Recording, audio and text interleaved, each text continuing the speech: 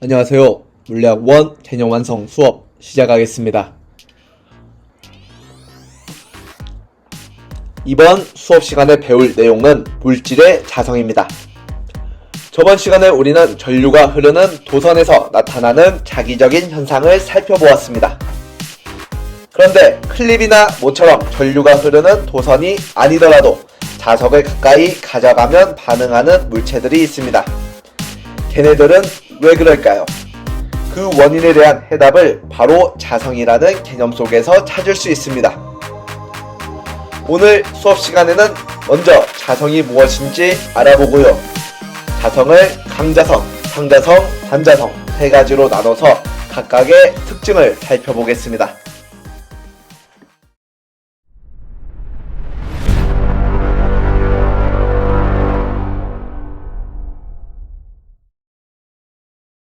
자성이란 물질이 자기장 내부에 있을 때, 예를 들어 자석을 가까이 가져갔을 때 반응하는 성질을 의미합니다. 화면에 나와 있는 클립, 종이, 오이 세 가지 물체의 막대 자석을 가져가 보겠습니다. 클립에 자석을 가까이 가져가면 클립은 자석으로 끌려옵니다. 자석을 종이에 가까이 가져가면 특별한 현상을 볼 수 없을 겁니다. 또 자석을 오이에 가까이 가져가도 특별한 현상을 확인할 수 없습니다. 하지만 정말 아무 일도 일어나지 않은 걸까요? 정확한 실험을 위해 좀 더 강력한 네오디뮴 자석으로 바꿔봅시다. 자석을 가까이 가져가면 클립은 더 강하게 끌려갑니다. 자석을 종이에 가까이 가져가면 종이도 끌려갑니다. 하지만 클립보다는 약하게 끌려갑니다. 오이는 약간 독특합니다. 자석을 가까이 대면 약하게 밀려납니다. 이 세 가지 물질에서 나타나는 성질이 우리가 배울 자성의 전부입니다. 클립처럼 자석에 강하게 끌리는 성질은 강자성이라 부릅니다. 막대 자석을 가까이 댔을 때는 얘만 반응했었죠. 철로 구성된 물질들이 대표적인 강자성체입니다. 종이처럼 자석에 약하게 끌리는 성질을 상자성이라 부릅니다. 알루미늄으로 구성된 물질이 상자성체의 대표적인 예입니다. 오이처럼 자석에 약하게 밀려나는 성질을 반자성이라 합니다. 구리로 구성된 물질이 대표적인 반자성체입니다. 이제 여러분은 세 가지 자성체를 구분할 수 있습니다. 각각의 원리를 따져보기 전에 물질 자체가 자성을 나타내는 근본적인 원리부터 간단하게 알아보겠습니다. 앞단원에서 배웠던 러더퍼드, 보어의 원자 모형으로 자성의 원인을 설명할 수 있습니다. 이 원자 모형에 따르면 전자는 원자핵 주변을 공전하는 궤도 운동을 하고 스스로 자전하는 스핀 운동도 합니다. 그런다. 여기에서 전자, 전하의 이동은 곧 전류라 할 수 있습니다. 전류의 방향을 과학자들이 양전하를 기준으로 정했기 때문에 전자의 회전 방향과 반대 방향인 시계 방향으로 전류가 흐릅니다. 여기에 저번 시간에 배운 오른손 법칙을 이용해 봅시다. 짜잔. 네 손가락을 전류 방향으로 감싸주면 엄지손가락은 아래를 가리킵니다. 즉, 여기에서 자기장의 방향은 아래입니다. 이 원자는 위가 S, 아래가 N인 자석과 동일한 성질을 갖습니다. 전자는 스핀운동, 자전을 하면서도 자기장을 형성합니다. 이처럼 원자 내부의 전자의 운동 때문에 원자는 자기장을 갖습니다. 이를 원자 자석이라 부릅니다. 여러분들이 어른이 되면 자기 쌍극자라는 이름으로 다시 배울 예정입니다. 일단 지금은 원자 자석이라는 용어를 사용하겠습니다. 하지만 모든 원자가 자기장을 갖지는 못합니다. 원자 내에서 궤도 운동이나 스핀 운동 방향이 서로 반대인 전자가 짝을 이루면 자기장이 서로 상쇄됩니다. 또 각각의 원자가 자기장을 갖더라도 각 원자들의 자기장 방향이 제멋대로면 물체 전체로는 자기장을 갖지 못합니다. 이것이 우리 주변에 있는 물체 대부분의 현실입니다. 하지만 여기에 만약 강력한 자석을 가까이 가져가면 외부에서 자기장을 걸어주면 이 원자 자석들은 한 방향을 가리키며 정렬하고 물체는 자기장을 갖게 됩니다. 이것을 고급스럽게 자화 또는 자기화라고 부릅니다. 이제 세 가지 자성체의 종류와 각각의 특징들을 살펴보겠습니다. 각각의 자성체가 외부의 자기장에 의해서 어떻게 자기화되는지 잘 살펴보도록 합시다.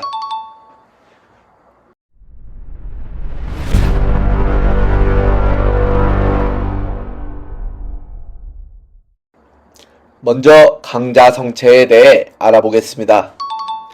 철, 니켈, 코발트 등의 물질이 강자성의 성질을 갖습니다. 이 세 가지 정도는 기억해두면 좋습니다.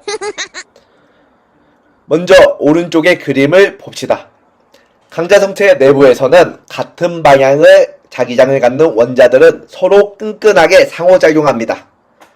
이 모임을 고급스럽게 자기구역, 자구라고 부릅니다. 아래 그림에 나와 있는 화살표들은 각 자기구역의 자기장의 방향을 나타냅니다.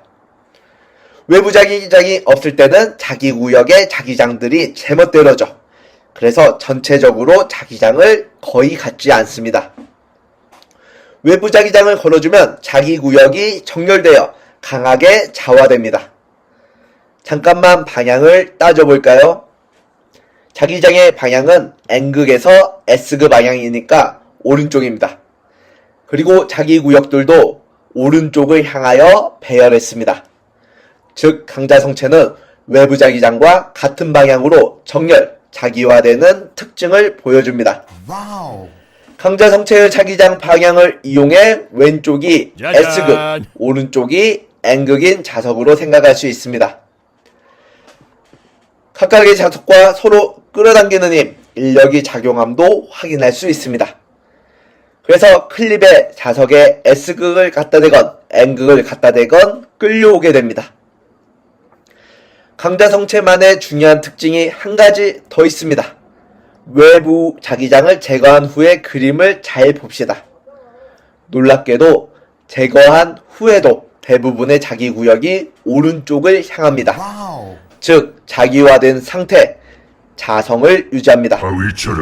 우리가 아직 다른 자성체를 배우지 않았지만 자성을 유지하는 건 이 강자성체뿐입니다. 다른 물질에 비하여 원자들이 자기구역에서 서로 강하게 상호작용하기 때문입니다. 이게 강자성체의 가장 중요한 포인트입니다. 또 외부 자기장과 같은 방향으로 자기화된다는 사실도 꼭 기억합시다. 이번에는 상자성체에 대하여 알아봅시다. 종이, 알루미늄, 텅스텐, 마그네슘, 산소 등이 상자성을 갖습니다. 상자성체 내부에는 자기구역이 없고요. 각 원자의 자기장 방향이 불규칙하게 분포되어 전체적으로 자기장이 상쇄됩니다. 하지만 상자성체에 자기장을 걸어주면 원자들의 자기장 방향이 같은 방향으로 정렬되어 자기화됩니다. 여기에서 외부 자기장의 방향이 오른쪽이므로 외부 자기장과 같은 오른쪽으로 자기화되었음을 확인할 수 있습니다.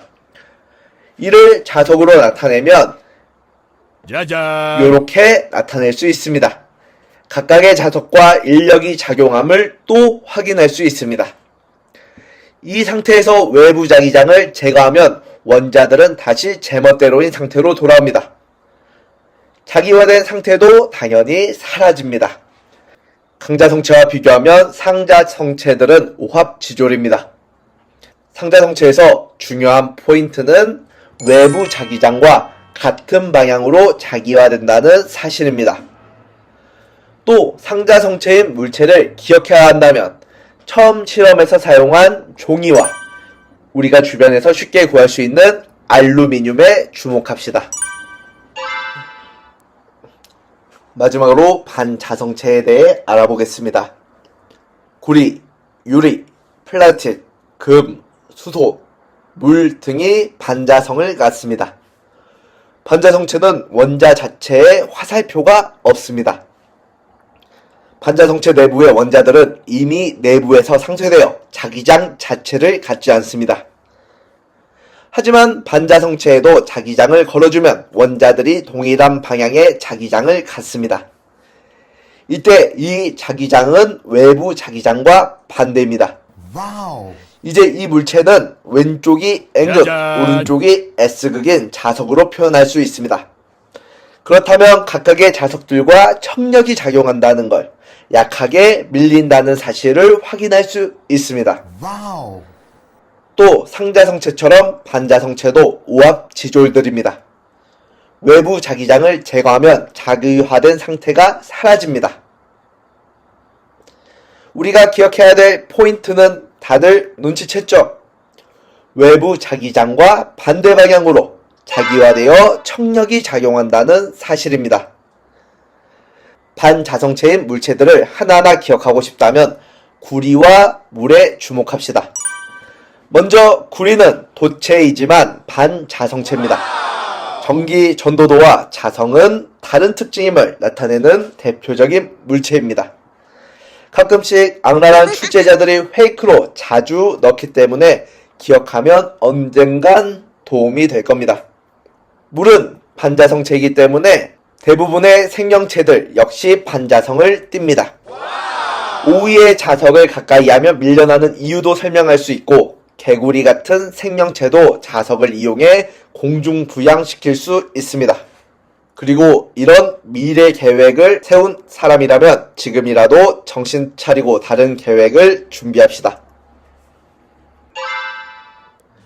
지금까지 자성의 원인과 종류에 대하여 간단하게 살펴보았습니다. 자성의 원인을 보원자 모형에서 전자의 궤도운동과 스핀운동을 이용해 설명할 수 있었습니다. 물체 전체의 자기적인 성질은 각각의 원자가 만드는 자기장의 합에 의해 결정됩니다. 외부 자기장과 방향이 일치하는지, 외부 자기장을 없애도 자성을 유지하는가에 따라 강자성, 상자성, 반자성으로 나눌 수 있었습니다. 여기까지 모두 이해했나요? 그렇다면 자성과 관련된 문제들은 어려움 없이 모두 풀 수 있을 겁니다. 축하합니다. 이쯤에서 정말 훌륭한 학생들은 이런 의문을 가질 수도 있겠네요. 첫 번째, 현재 원자 모형, 구름 모형에서 전자는 궤도 운동과 스핀 운동을 하지 않습니다. 그렇다면 자성의 원인을 어떻게 설명할 수 있을까요?